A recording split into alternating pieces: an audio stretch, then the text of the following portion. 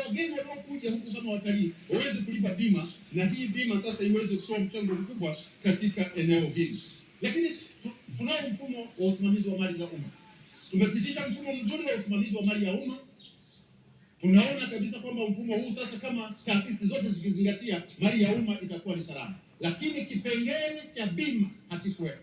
Sasa hebu kaliangalie, mlitazame, muone kama nayo mali za umma zinazostahili kupatiwa bima zikalindwa na bima, ili zikipata majanga basi tuwe tuko salama katika maeneo hayo. Kwa hiyo hilo ni swala la bima ambalo nafikiri ni muhimu sana, na Mheshimiwa Waziri wapo talitekeleza, itatuletea mapato mazuri. Eneo la pili, nimeona sasa hivi katika mjadala mkubwa ambao tumeufanya, miradi mingi ambayo tumeieleza hapa nchini, tumesema kwamba miradi hii itatekelezwa kwa upande wa PPP, yani kwa ushirikiano kati ya sekta ya umma na sekta binafsi. Na kila kitu tumesema sekta ya umma na sekta binafsi.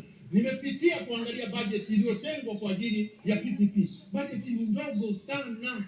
Mheshimiwa Waziri, haiendani na maneno tunayoongea. Kwa hiyo mimi naona ili eneo, hebu liangalieni, wekeni bajeti ya kutosha kwenye ile eneo, ili kusudi mwelekeo wetu uende kwenye ushirikiano wa sekta binafsi na sekta za umma, iwe na manufaa na wananchi tuweze kunufaika na hii eneo. Eneo la tatu ambalo nitaka kuchangia, Mheshimiwa Naibu Spika, ni inahusu mifuko, sheria ya mifuko lindwa. Mifuko lindwa, yani ile ambayo tulilifence miaka ya nyuma. Tuliona kabisa kwamba serikali yetu ina mahitaji mengi na mambo ni mengi tunayohitaji kuyatekeleza, lakini tukaona kwa sababu mahitaji ni mengi, rasilimali ni kidogo, tukaamua kwamba baadhi ya maeneo tutunge sheria ya kuzuia hela hizo zisifanye kitu kingine chochote, zifanye kile ambacho kimekusudiwa. Tukatunga ile sheria, hizo sheria tukaweka mifuko kama mfuko wa barabara. Tukasema mfuko wa barabara zilindwe. Mfuko ule, hela zote zinazokusanywa kama tozo ziende moja kwa moja kwenye ujenzi wa barabara. Sasa hivi kule Mbozi kuna shida ya barabara, TARURA hawana hela, miradi mingi, mikataba hii sainiwa, lakini hawajaanza kutekeleza kwa sababu ya ukosefu wa fedha. Hizi fedha zilizokusanywa kwenye ile eneo hazijaenda zote. Lakini kuna mfuko wa maji, miradi ya maji yote imesimama, chakula kwanza imesimama, miradi yote ya maji, kwa sababu fedha za mfuko wa maji hazijaanza kwenda.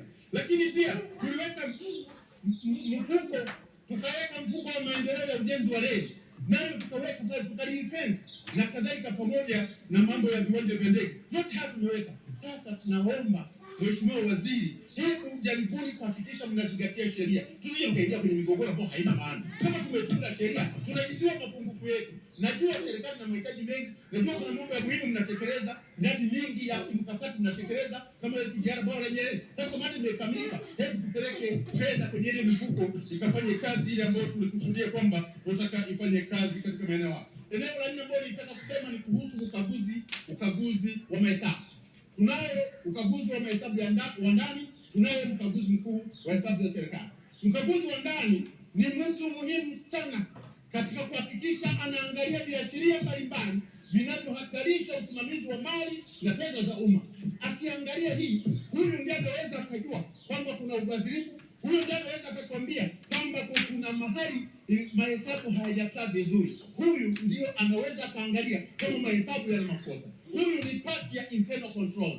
Huyu akipewa fedha akatayarisha kufanya kazi vizuri na serikali kazingatia ushauri wake, basi mambo yatakuwa ni mazuri, na anapokuja mkaguzi wa nje mambo yake yatakuwa ni mazuri, ataona kwamba karibu kila kitu kimeonekana. Kwa hiyo mimi nasisitiza mkaguzi wa ndani, ripoti zake kama kamati walivyosema, na naipongeza kamati, wametoa maoni mazuri sana, tuiunge mkono na mapendekezo ya kamati na serikali ikaende kuyatekeleza. Tunaye mkaguzi wa nje anafanya kazi nzuri sana, CAG amefanya kazi nzuri sana. Hebu tuendelee kumsapoti aweze kuleta ripoti. Lakini kikubwa kinachoonekana hapa, Mheshimiwa Waziri analeta mapendekezo, na bunge hili tunajadili ripoti ya CAG, tunaleta hapa maazimio yanaenda serikalini, hayatekelezwi kama inavyotakiwa. Sasa hivi tumeangalia utekelezaji uko chini sana, wala sitakenda kuweka piga. Bila kuweka kwa kweli inatia aibu. Piga ziko chini, utekelezaji wa maagizo na maazimio ya bunge. Hebu Mheshimiwa Waziri, wewe ni mchapakazi, mzoefu mzuri, umekaa nchi mbalimbali, umeona tunapofanya kazi, naamini na hapo tutaitendea haki nchi yetu, na sisi twende kufanane na nchi za wenzetu, tutekeleze maazimio ya bunge, mambo ya ende. Kwa kumalizia, Mheshimiwa, na kupongeza Mheshimiwa Waziri kwa kuongeza pensheni ya watu wa chini kuwa 200 na 50. Hongera sana, umefanya jambo la maana sana.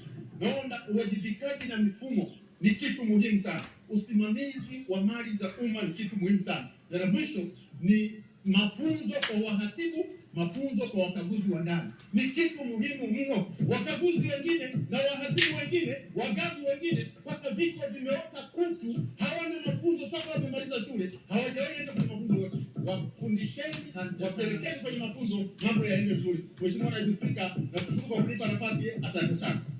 Asante sana. Mheshimiwa